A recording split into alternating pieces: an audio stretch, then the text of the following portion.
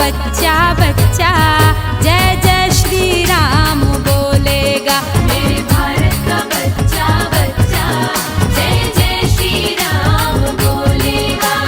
हर घर में अब एक ही नाम, एक ही नारा गूंजेगा।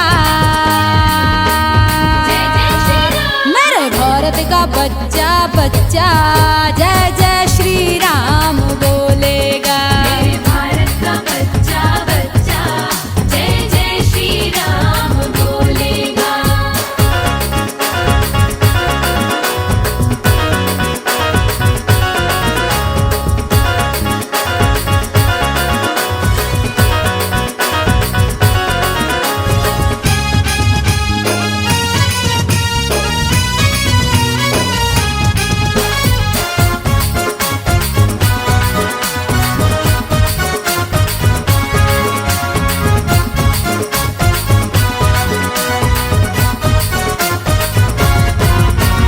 हम हिंदू हैं बब्बर शेर बब्बर शेर बब्बर शेर। बब्बर शेर बब्बर शेर बब्बर शेर बब्बर शेर। हम जिद पर आ जाए तो कर देंगे हम सबको ढेर। सबको ढेर सबको ढेर सबको ढेर सबको ढेर। जहाँ राम ने जन्म लिया है मंदिर वही बनाएंगे। मंदिर वही बनाएंगे मंदिर वही बनाएंगे। राम नाम का भगवा सारे भारत में लहराएंगे। राम नाम का पी के प्याला, जय श्री राम। राम नाम का पी के प्याला राम की धुन में डोलेगा।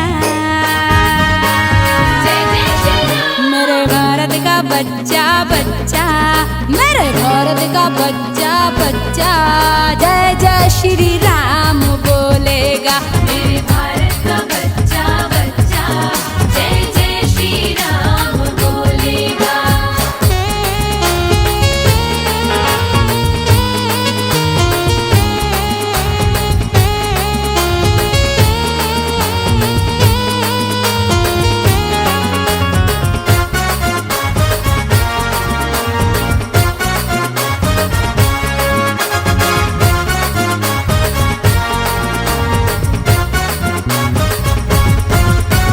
धन्य है वो वानर सेना जिसने सेतु को बना दिया। जिसने सेतु को बना दिया जिसने सेतु को बना दिया। लिख कर राम नाम पत्थर पर पानी में था तैरा दिया।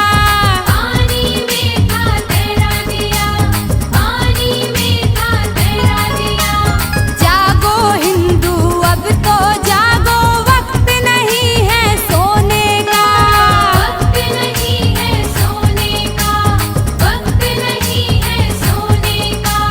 राम राज लाने का अवसर ऐसे ही नहीं खोने का। राम दूत हनुमान का नारा, जय श्री राम। राम दूत हनुमान का नारा सारे जग में गूंजेगा। जय जय श्री राम। मेरे भारत का बच्चा बच्चा, मेरे भारत का बच्चा बच्चा जय जय श्री